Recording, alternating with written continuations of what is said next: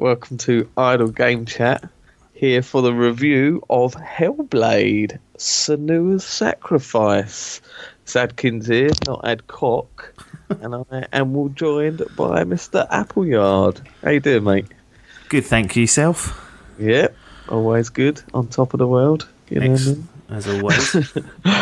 So yes, we have got a game here, Hellblade. I am quite eager to hear about this, because this is one that's been on my radar for a long while. It was a Game of the Year contender, wasn't it? Last year? Yeah, picked up actually a few awards in, I don't know if it's the Game Awards, but definitely got a few BAFTAs.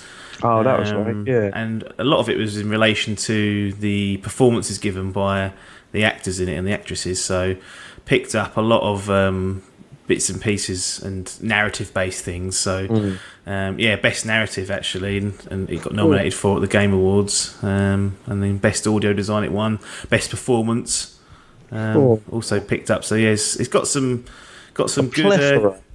great pedigree if you were to look at some of the awards that it's received and also just been nominated for. So that's poisoned your mind. You've got nothing but good vibes going into this game. I said it's got to be Game of the Year after that. if it's getting Game of the Year awards, it's got to get Game of the Year. That's it. So we'll see if it meets those targets. Now, because it's essentially a new IP, isn't it? Yeah. So the difficult question was, with your cards on the table, we're going to go for. Yes. Now, Ninja Theory, UK-based studio. Absolutely. Great work. Do you have any background with the boys? No. I've not even... No, not at all. I don't know, actually. Did you ever play on the PlayStation 3 Heavenly Sword? No, I heard a lot about it. Which this was apparently supposed to be like a spiritual successor. Oh. But when comparing it, I don't think it is. All it is that the character looks a little bit like one of the characters in it, that's all. Got you. But it wasn't Theory. Ninja Theory, though, not really familiar with much of their work, other than knowing that they'd done Sorry, what am I talking about? Other than the UK based, and heard you waffling on about DMC, Devil May Cry, liking it more than the average DMC fan or Devil May Cry fan. Always bloody get them confused with who's the people that did Ninja Gaiden? Is it Team Ninja? Yeah, absolutely. Japanese firm, aren't they? Yeah. Yeah, always get them confused. Lots of ninjas in there, you see. So you're going in blank then. There's no lore that you've already won, no previous titles to catch up on. So straight in there. Yeah.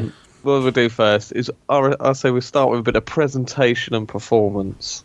Yes. So it's from what I've seen of it, it's a very good looking game. Yes. What were your thoughts of it going straight in? What system did you play this on? I played it on PlayStation 4 Pro because when it was released, I think it was PC and PS4 only at the time. It has since come to Xbox One.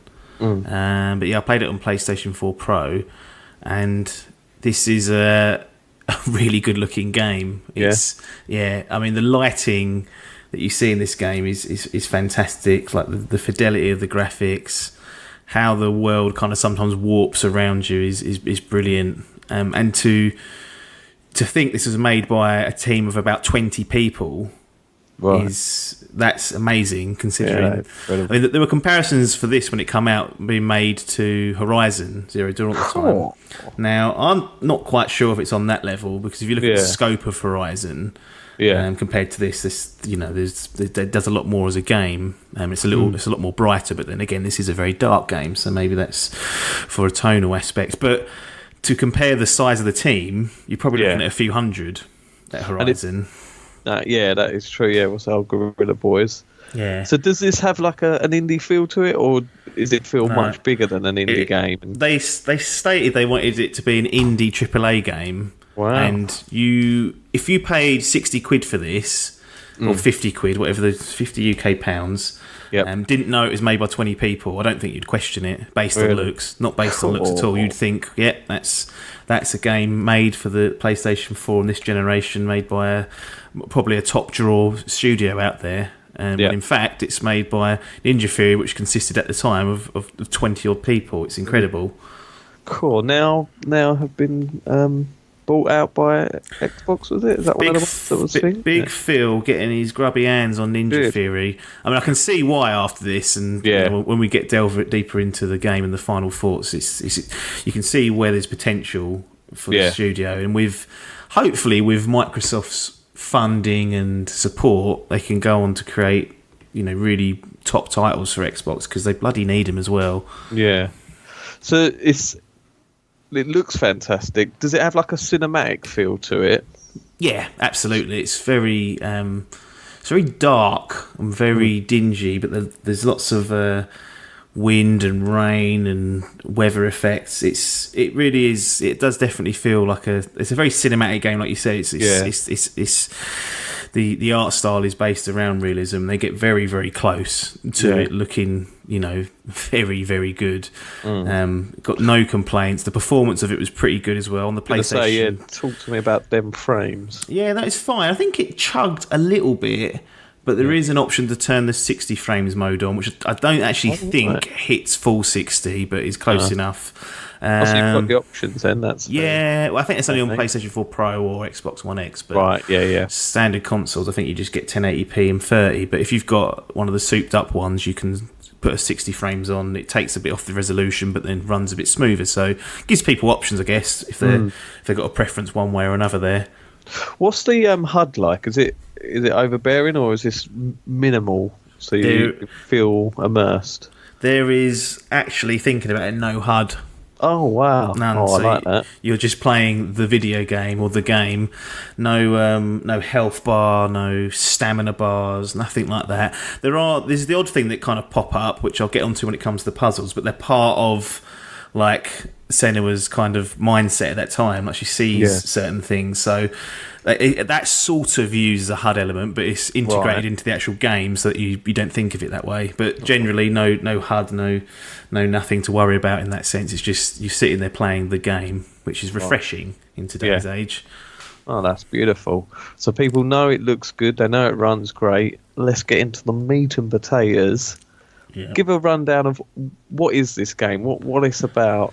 What are people getting their hands on?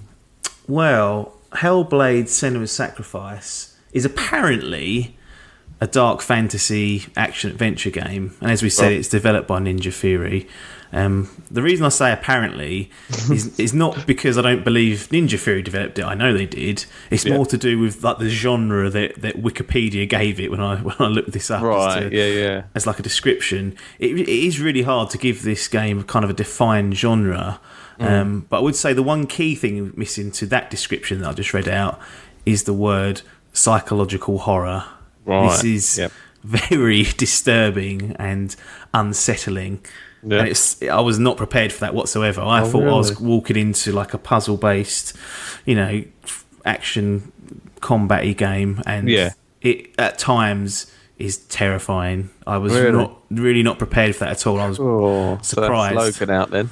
Yeah, it's a shame because a lot of the things you'll probably like, as in it's quite pulled back in terms of its nuts and bolts. Yeah, there's parts of this game when I'm not exactly the bravest guy, but I was definitely concerned playing this game. Oh, gets the old palms sweaty. It did constantly. Nice. There's been a lot of talk about there were a lot of praise as well for its subject matter. A lot to do with mental illness.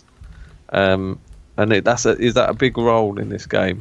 Yeah, so what also surprised me, again, I didn't do a lot of research in the game. I just kind of heard bullet points and thought, that sounds really interesting. I'm going to shelve that. When I get some time, I'm going to play it. But it's set in like Norse mythology and Celtic or Celtic culture.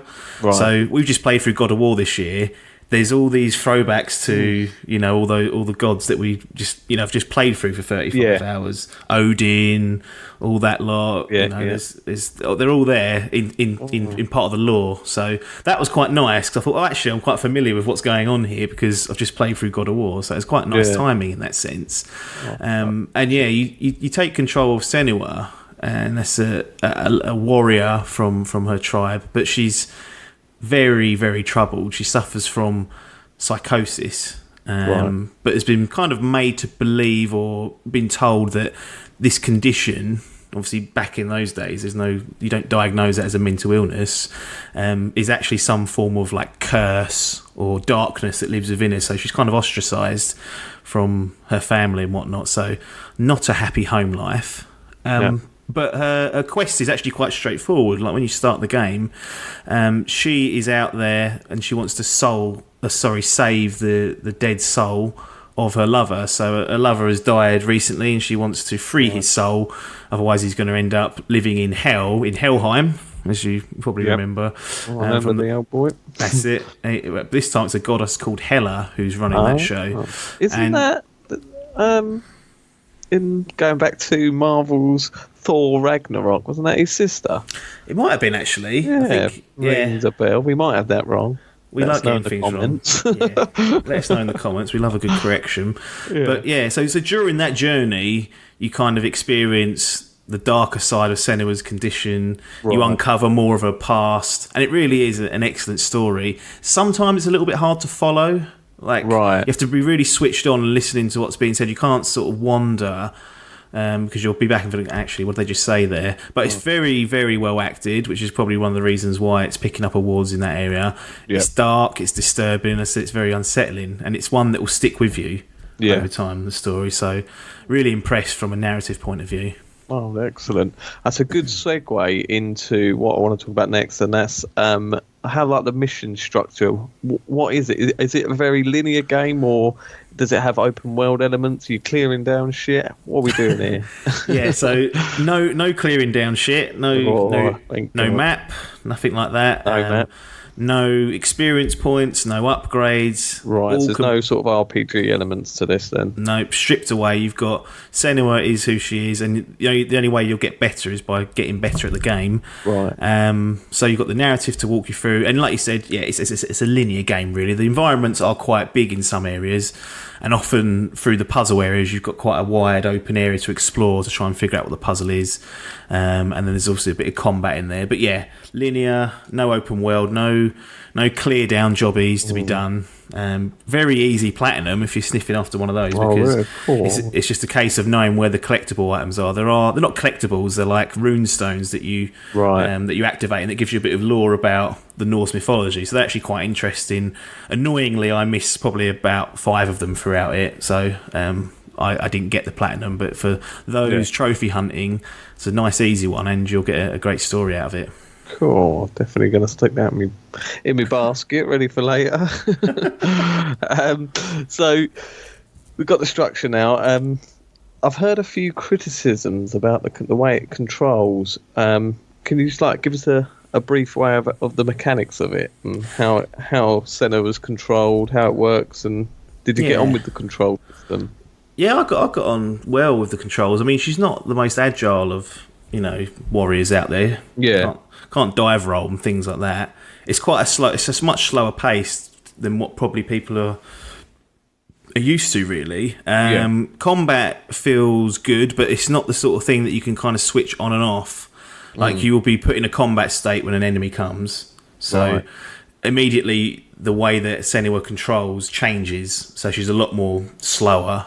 You can dodge. You can obviously swing with a hard attack or a lighter attack. You can use a melee attack to break shields. You can parry and counter off those parries.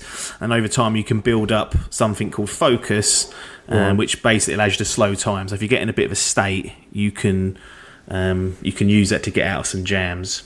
Okay. Is it similar to a sort of God of War, the newer God of War style? Is it a bit like... it's obviously a lot more simplistic, and I wouldn't put it anywhere near to that sort of level, because I think God of War's combat system is one of the best that I've played for a long, long time. But it's good. It feels good. That's what's the important thing. Is when you sometimes play a game and you hit them, and this is some of the faults I get from watching some of the newer Assassin's Creed games. That you hit the enemy, but you don't feel like you're hitting them. Right? Yeah. You don't feel the impact in that. In this, you feel that fucking knife slicing them and hitting them. And you think, "Cool, got him." And the same when you get fucking clobbered. You really feel like you've taken a clunk on the head. You're like, "Good Christ, get me out of here." Oh, excellent! Now that sounds good. Oh, nice. So the control world with a linear game with this as well. Something that can fuck me right off. is camera angles. Yeah. Is it a claustrophobic game? Is it camera up your arse? Is it? Or Yeah, it is a little bit up your arse. Not to the extent of perhaps the Evil Within 2. right? That really is, Sebastian is the screen basically. Yeah. And the OG Evil Within. But yeah, it's close to her. It's at times when there's multiple enemies that stresses you out because you and one of the things that's kind of difficult about that is that it doesn't have any sort of markers to tell you where they are. Right. And something that perhaps we'll come on to later, but there's obviously, because she's suffering from psychosis, there are voices speaking to you throughout the game. They actually offer a kind of like a lifeline sometimes, because they'll say behind you, just as someone's teeing up to cloth you from behind, that kind of, and then you think, oh, hang on, I better dodge out the way here. So it gives you enough pointers to get away with it, but it's certainly not, it's not, you don't feel powerful. You actually feel very vulnerable during most of the game, and especially when they start piling the enemies on, or when you've got to take on a boss. Right. Oh, nice. Okay, so, I was wanted to talk about actually something that when you bought it I thought it was a really cool idea and not something you'd get with many games. Obviously, you've mentioned that it's dealing with sort of subjects. The subject matter is quite strong.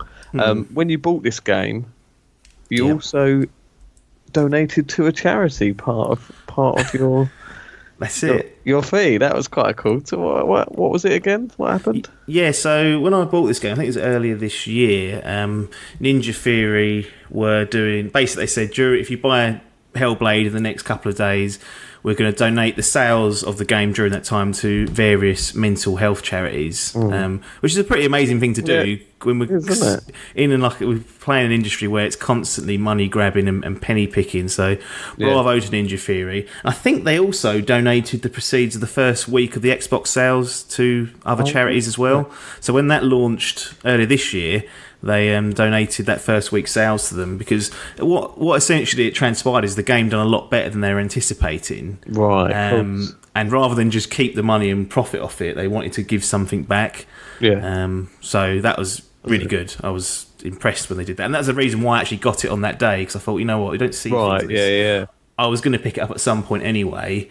Why not do it today when, I'm giving something back as well? Yeah. No, it's very commendable. I like that. So we've spoken pretty much most of the game. Is there any other sort of anything that we haven't mentioned that you wanted to? Yeah, there is. So when it comes down to this, there's a couple of things. One, I mentioned that obviously Senua suffers from psychosis. Yeah.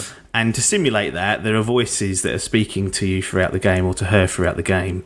And before you start the game, it's recommended you put headphones on. So if you are going to invest in this game, invest in a set of headphones, because it makes the experience so much better. You would not believe it, but those voices in your head talking to you, I mentioned how unsettling it was. Yeah. It's them. Is that what's really freaking you out? Is it? Because there's several of them talking, and they're not all horrible or negative. But say you're walking across a bridge or something. Yeah.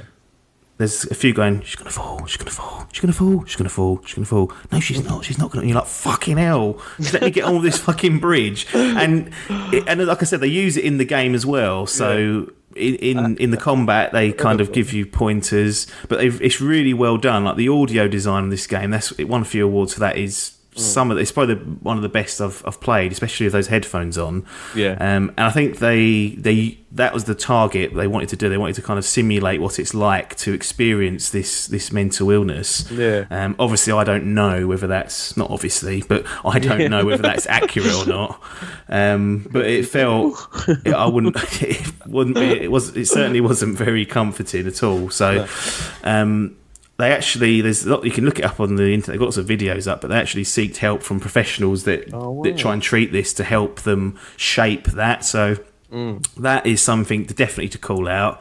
Another one is, it kind of sets the tone for the game, is that there's not really any hand-holding or tutorials as such. Right. Oh, it's balls in. You kind of go balls in, you figure it out yourself, and then to really kick you up the bollocks, when you die the first time, it kind of forces you to die. As a combat encounter, you can't win. Right.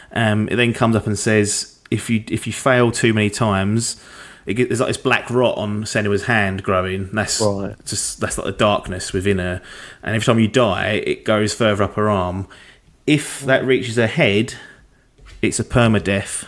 Oh, start the game again. So you get that bloody progress is gone. Oh, that's unbelievable. Is there difficulties in the game? Is there You can change the combat difficulty, so it's set to auto, so it kind of tries to balance it for you, but there's also hard and easy, but that's it. There's no other way to get through it other than those kind of options, but that's something that really cranks up the intensity. And, you know, as I was playing it, don't get me wrong, proper getting stressed like during some moments of it, because I was thinking, I don't want to, and you don't really know how many times you can die before it wipes you. I imagine it's very forgiving, but that's not the point. The point is that you don't want to die even twice in case you need them later on. You think, oh, what if I get into a boss I can't do? Something like that. So that stress. It is added stress. The one criticism I have got is that you've got kind of three parts to this. You've got the story that you wander through and cutscenes and whatnot that happen. Yep. Actually, another thing about God of War, it very rarely takes like the camera changes angle. It's all very much from one anchored. It does do it sometimes. There's a couple of times where you notice it, but I was thinking, oh, it's a bit like God of War, where it kind of just zooms out and then shows what's going on. But so you've got the story in that sense that plods along. That's really good. The combat is serviceable. It feels good. Pretty simplistic, but you know, once you get good at it, it feels good to play. Right. The one thing that really does suck the energy out of the game is the puzzles. Yeah. Them environmental puzzles. And it's partly to do with this lack of tutorial, I think. Right. Or this at the beginning. Maybe I weren't listening properly, but I'm pretty sure there's not a lot of hand holding. But essentially you'll go to a door and you'll look at it and there'll be like a rune on there, like a Nordic rune, and you then have to wander around the environment and find something that's shaped like that rune. So an example might be you might find a shadow on a house that's the shape of like a Y rune. Once you find that, you stare at it and focus it and put like the rune together. That's when I was talking about the HUD elements. It's the shape of the rune comes up and you fit them together and it unlocks the door.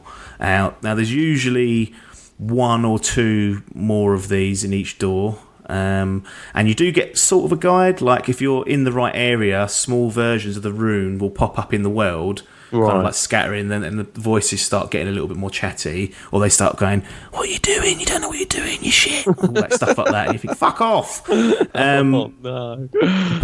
But there are areas of the game that are really, really ambiguous and a little bit obtuse, and they suck the pace out of the game. Right. And I think, like I said, that lack of instruction to start with makes it worse, because sometimes I'm not even joking. There's a puzzle I got through. And I don't even know how I did it. Really? No, I didn't know what I was supposed to do. I didn't understand what I was trying to do, and by hook or by crook, I bumbled through it, and I did not look it up. I swear, I just got through it, and I thought, I don't really know what I've done there.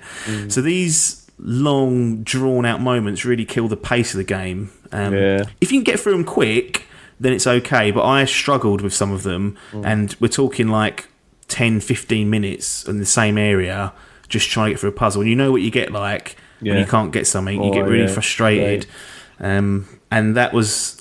The annoying thing of it is the puzzles aren't even a small part of the game. They're actually a very large part of the game. Right. So it's constantly rearing its ugly head. And that was the only thing really that kind of soured the experience, because everything else was really good. Yeah, there's a lot to say about the old hand holding. I know a lot of people sort of go, "Oh, I love a game that don't hold your hand," but when it's stripped away that much that you're fucking pulling out your hair trying to figure out. I always think of that Witness game. The puzzles on that, you have to be a fucking mathematical genius to work some of those out. I get all to do it. It probably would be good, but no, so it's definitely a challenging one. Then it's there for people, and if you can deal with the stress and the psychosis and then them constant nibbles, do you think not having a pair of headphones would take away from the game then, or? Do you know what? I've played a lot of the games I play. I start with headphones on, then when I get far enough into it, I sack them off because Yeah. it just makes my ears hot. It's a stupid thing to say, but it does. Yeah. And I don't like not being able to hear someone around the house in case someone fucking breaks in and robs me. Whilst I've been sitting there playing fucking Mario. But so I don't often put them on. But for Hellblade, I thought I'll keep them on because it said to keep them on. Yeah. But I think you'll lose a lot of the game if you don't make the effort to put some headphones on. And I think I played a lot of God of War with headphones on. It definitely adds an extra 10% to the game, I'd say, like in experience and immersion. Yeah. If you're gaming a lot, seriously, just invest in a good set of headphones because every game will just feel better when you play it. It'll feel more epic. They're normally designed around that, unless you've got like a super duper surround sound system, use that, but most people haven't. You just got the old stereo or the old bloody speakers on the back of the telly, which are fucking awful. So that's a top tip. Get some good headphones in. Yeah, the stuff you don't hear, things like footsteps and stuff that sort of get muddled on your telly. Well, they were saying, weren't they, when Fortnite started getting popular, I think it was like Turtle got like a surge in sales of people getting headphones. Oh, really? It might have been PUBG, one of the two, but yeah, to hear, because obviously it helps you with your surroundings. And this game is like that as well. It's by audio, so you can hear, you move your head around, like Senua's head around, the voices kind of change their direction, and and there's actually parts of the game that require you to kind of listen to where something is and move towards it. Yeah, so definitely get some headphones for this. You could play it without, but I think you'll lose a lot of the experience. You'll definitely you will not be as scared as I was because you're a little bit more open with those headphones on. You feel like you can't escape. Crazy. That is excellent. All right, so that was pretty much a review. So anyone too long didn't listen, could give them your closing thoughts and anything that you'd and your recommendation, if you will, you would tell someone to buy this. Yeah, so I think the first word that comes to my head is frustrating. Right. Because this could have been an absolute masterpiece. Yeah. Like, I'm telling you, like 9s, 10s, it could have been. It could have been up there. But them puzzles, they really got on my wick. Like, it's dripping with atmosphere. It's unsettling and frightening. Delivers a really like brave and powerful story. But then, it's ironically, as it is sometimes with these type of games, it's the game parts or the game mechanics that drag it down. Right. Yeah. The ambiguous puzzles kind of suck the energy and, more importantly, the flow out of the game. And like I said, the trouble with that was it wasn't an isolated instant. They're scattered around. There is a lot of puzzles in this game. It's focused heavily around it, so it puts the brakes on what could have been a legendary game in my view. Oh, all them awards stripped away. No, it does sound like it's definitely worth a play. It's definitely got some redeeming factors, but like you say, not thing. So we're going to go to your official score. Now that's what we're doing. Drum roll. What does Appleyard give Hellblade: Senua's Sacrifice? Hellblade: Senua's Sacrifice gets itself an 8 out of 10. I really wanted to give it higher. I did. Yeah. But there's, those puzzles really do take away a bit of the... It's just a glaring flaw in my view in the kind of design of the game, which is a bit of a shame. But the good thing is I'm not going to forget this game. No. It's unique. It's quite remarkable. And I absolutely recommend it to those who are seeking new experiences and kind of want to dip their toes into something that might be a little bit more artful for a video game. Yep. Strong story, disturbing and unsettling game. So those that are perhaps horror fans will get something out of this. Yeah. And then, a game that's just made for this platform and done really well at gelling a few things together, but just kind of loses one or two bits. Well, that's perfect, because if Team Ninja can learn from their mistakes, they've pretty much got endless resources now. Being acquired by Microsoft. Phil's given them a blank check and gone, give it me. Get that fucking lass out again, because she was stellar. And fill our fucking pockets with day one exclusives. She'll be a fucking Gears of War 5 or something, won't she? Absolutely deserves it. On the books, bless her. No, that's excellent. So there we go. Hellblade: Senua's Sacrifice earns itself an 8. So almost as good as Far Cry 5. Yep. Far Cry 5 still leading the way in robberies of the year, but we'll It will cement its place. Can it be for the Game of Year awards? The Dimp Game of Year awards now just been confirmed. We'll have our yearly show. yeah, and we will be having a yearly show, so it'll be me and you again. Get the memo on that one, but no, it's been good. Thanks for your time, though, Apps, for doing the review. Get us at all the old social medias if you want to see what we're up to when we're not doing these reviews.